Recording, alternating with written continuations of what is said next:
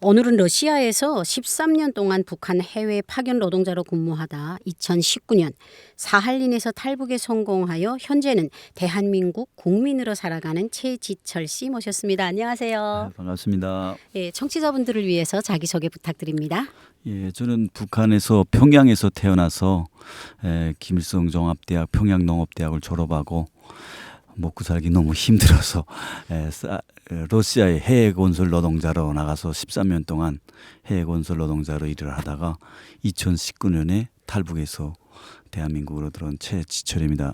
반갑습니다. 네, 반갑습니다. 그런데 첫 마디부터 평양 사람이라는 게 딱 티가 나요. 아, 그래요? 네, 함경남도 사람이면 최지철입니다 이렇게 얘기했을 텐데 평양 분들은 좀 서건서건 이렇게 이야기하잖아요.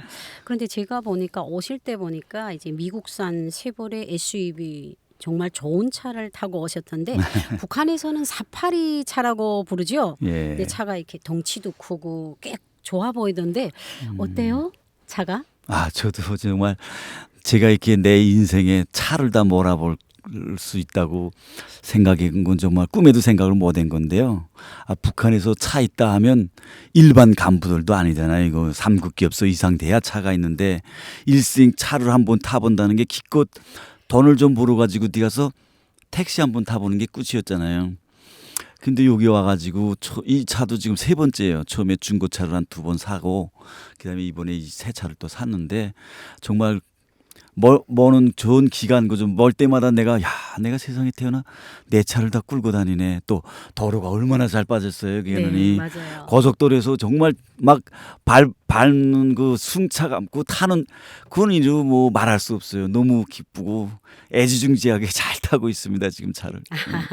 네, 사실 타고 오신 차가 미국산 예, 쉐보레. 차잖아요. 예. 사실 우리가 북한에서 미국 놈은 승냥이라고 계속 욕을 했는데 그럼요. 실제 미국 놈 차를 타보니까 참 좋다 이 말입니다. 와, 정말 든든하고 좋더라고요. 우리 북한에서는 일본 차 이게 닛산, 토요타에서 네, 맞아요, 일본 차 맞아요. 그마저도 그 김정일이 때 그 납북자 문제 때문에 일본하고 관계가 나빠지면서 다 해소하라 해서 없앴단 말이에요. 네. 그리고 들어온 게 중국 차 들어왔는데 중국 차는 1년만 쓰면 아예 파출 같아요 막.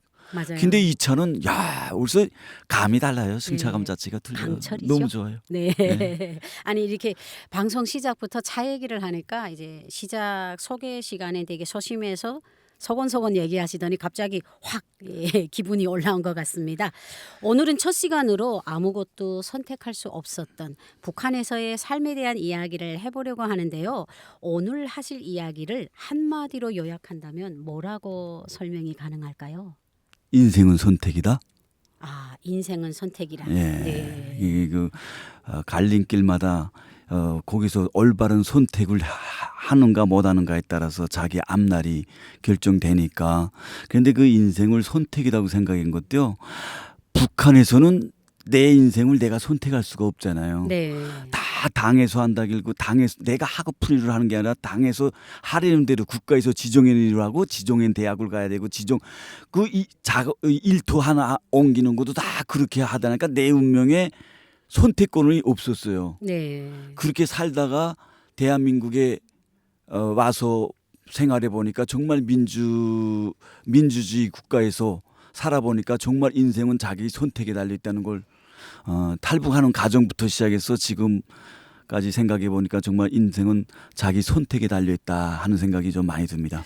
네, 우리 최지철 씨가 인생은 선택이다 그 말이 결국은 대외건설자라는 걸 선택을 함으로써 탈북이라는 선택까지 이어지게 된 그 과정을 지금 설명하시는 것 같은데요. 사실 대외건설자 참으로 이제 많은 생각을 하게 하는 단어인데요. 한국에 온 탈북민 중에는 대외건설자 출신이 의외로 많습니다. 어쩌면 탈북이라는 단어와 제일 가까운 단어가 아닐까 싶은 그런 생각이 드는데요. 그러면 이 시간에는요. 지철 씨가 어떻게 대외 건설자가 됐는지도 몹시 궁금한데 소개해서 평양에서 태어나셨다고 하셨죠? 네. 어느 구역에서 태어나신 거예요? 태어난 구역은 선교구역 장춘동에서 태어났는데 네. 살면서 장가 가서 집을 옮기고 하고 탈북하기 전 집은 평양시 만경대 구역에서 네. 살았습니다. 그럼 거기서 인민학교 고등중학교를 나오신 거예요? 인민학교 고등중학교는 성교교육 장춘동에서. 네. 예. 그리고 대학도 나오셨다고 했는데, 예. 대학은 평양농업대학, 김일성 종합대학, 평양농업대학 수의축산학부를 나와서 수의사 자격증을 가지고 있어요. 그런데 제가 굴대 대학을 졸업하고 서조 나갔다 왔을 때 94년도 그때 권한행군 시작되잖아요. 네. 그렇게 하면서 우리가 수의사로서 할 일이 없어요. 사람들도 다 굶어 죽으니까 배급도 못 주고 하는데 어떻게 목장에 무슨 사료를 줘요? 그러니까 목장이 다 망한 거예요. 종자까지 다 망해가지고 닭 공장이고 돼지 목장이고 운영하는 데가 없어요. 그러니까 우리가 수의사로서 할 일이 없는 거예요. 결국은 혹간 뭐 개인들이 좀 돼지 기르는 사람들이 와서 좀 봐달라 해서 가보면 가서 병 치료하는 게 아니라 가보니까 용량시적 올린 돼지예요. 그러니까 사료 조건이랑 따져보니까 그냥 빨리 잡으세요. 더 살 까기 전에.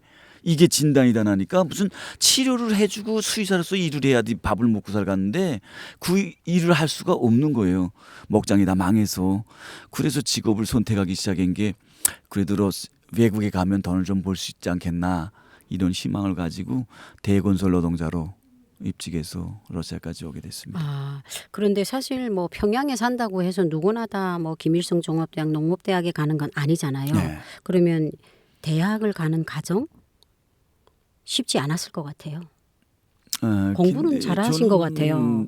저희 아버지가 중국 북경대학 출신이거든요. 아, 아버님이. 예, 예. 머리가 정말 내가 보기에도 우리 아버지 머리가 엄청 비상했어요. 네. 그래서 중국 삼성의 그 길림성에서 태어나서 살은 아버지인데 네. 제가 대학 갔을 때에는 그 삼성의 신문으로 비행기로 삐레를 뿌리듯이 뿌리면서 이 조선족의 누구누구가 그 북경대학에 입학했다고 막 이렇게 해서 광고를 하던. 광고를 네. 그럴 정도로 한 북경대학에 입학한다는 게 되게 큰 이 그럼요. 요란한 일이었는데 예. 거길 다닐 정도로 공부를 머리가 좋았어요 우리 아버지가 네. 정말. 아버님을 닮으셨나 봐요. 그래서 저는 대학 가는 거 시험 치고 대학 졸업 과정도 그렇고 그렇게 공부에서 힘들은 건 없었어요. 그래서 저도 학교 때도 공부를 잘하고 했으니까 꿈이 농업대학 가려는 생각은 없었고요. 북한에서 다 우리가 이제 간부해야 되잖아요. 북한은 예. 간부해야 먹고 사니까 김일성 종합대학 가서 간부를 하리라 이런 꿈을 가지고 있었는데 네.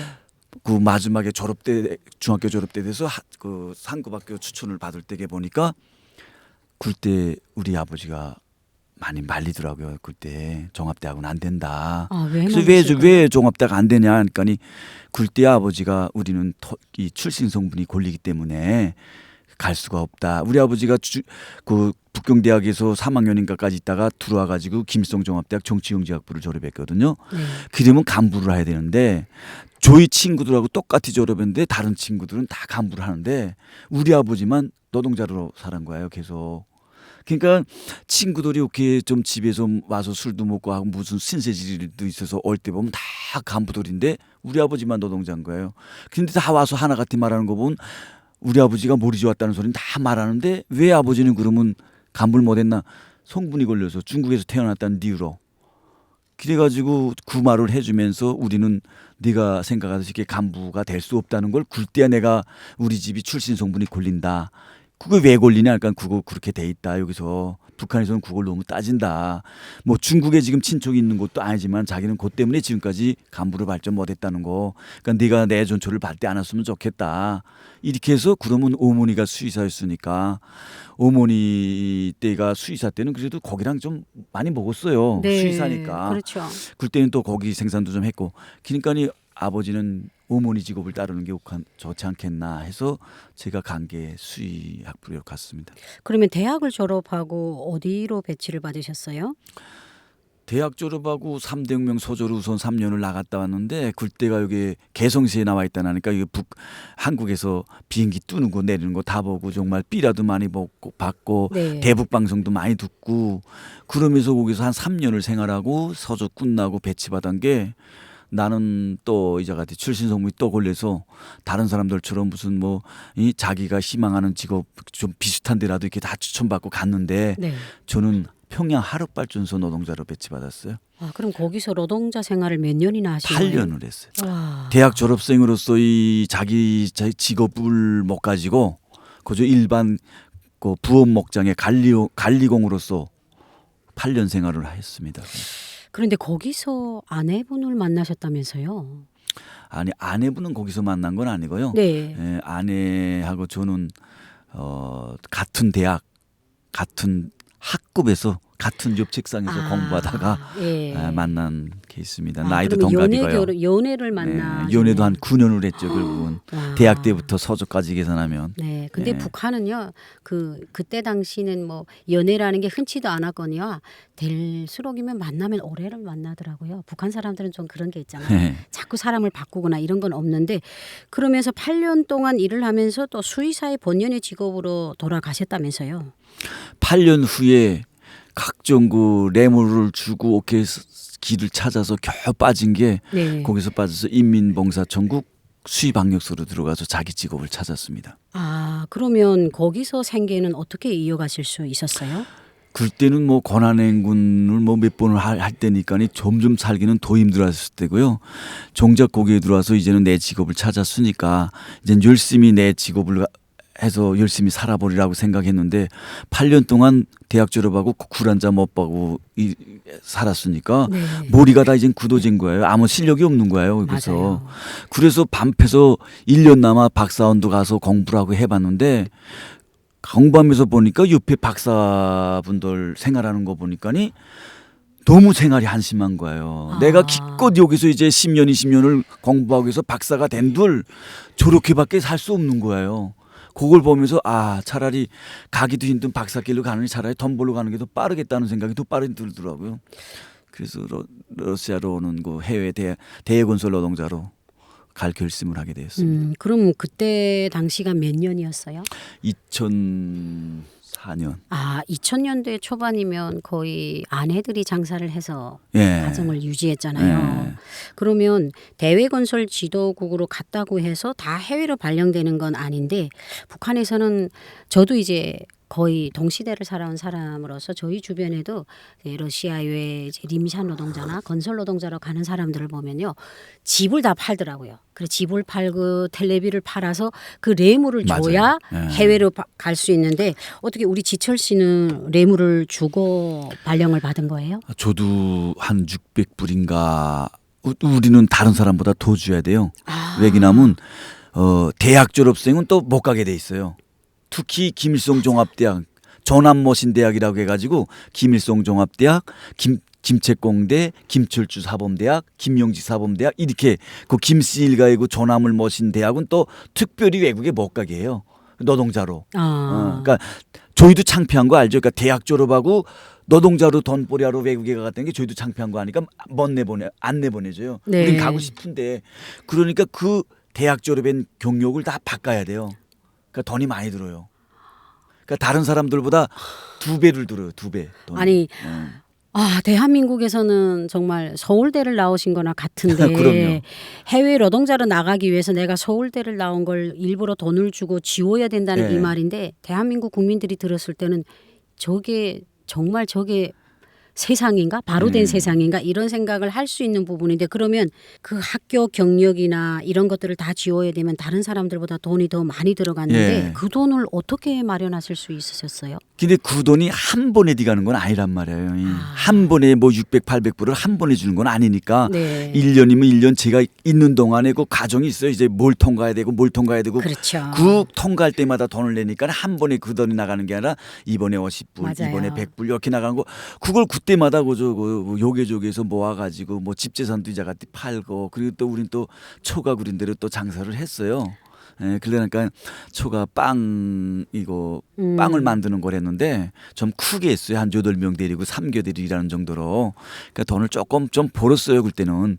그래서 구시구시 고엠에서 그거를 통과해서 나왔죠. 그래서 몇 년 만에 러시아 핫산으로 발령을 받으셨어요? 2년 만에요. 2년 만에. 그러니까 2년 동안 그냥 꾸준히 돈이 계속 들어갔는데 그 돈의 모든 대부분은 아내가 빵을 팔아서 마련한 돈으로 축적을 했다는 건데 이렇게 많은 고생 끝에 드디어 핫산으로 해외 발령을 받았을 때 그 심정 어떠셨어요? 사실 해외 발령 받을 때 심정이야 뭐 외국이라는 거 한 번도 못 가봤잖아요. 우리가 막 그거 뭐 설레죠. 설레고 네. 가면 어떤 생활이 기다리는지 뭐 완전히 뭐 기계 개고생한다고 생각했으면 어디도 안 왔대요. 뭐 네. 정말 껍밥 같은 생활이고 완전히 그저 자꾸 구려보는 정말 잘 사는 세상에 가서 목회 좀 보는 그런 기분을 가지고 사실 떠났는데요. 결국 돈도 많이 벌어버리라는 생각 꿈을 돈 많이 벌어갖고 와서 가정도 좀 행복하게 꾸리고 이렇게 좀 살아보려는 그런 꿈을 가지고 떠났는데요. 와 보니까 정말 국제 깡판이었고 정말 하루에 16시간, 18시간 동안을 일하지 않으면 안 되었고 개고생을 하는 그런 알았으면 안 왔을 수도 있을 것 같아요. 근데 몰라서 떠난 길인 것 같아요. 예, 맞아요. 처음에는. 그게 우리의 인생이잖아요. 알면은 다시 안 가는데. 저는 그 해외 발령 받았을 때 북한 주민들의 심정 100% 공감합니다. 그냥 새가 창공을 날아가는 그 기분이었을 것 같은데 실제로 가보니까 그 생각했던 그게 아니었다 이런 한탄을 하시는데 사실 한국에서는 누구나 마음을 먹으면 내일이라도 해외를 갈 수가 있습니다. 근데 북한이다 보니 이렇게 어려웠겠다라는 생각이 드는데요. 또 희망을 품고 기대를 했던 러시아에서는 어떤 생활이 지철 씨를 기다리고 있을지 다음 이야기가 정말 기대가 됩니다.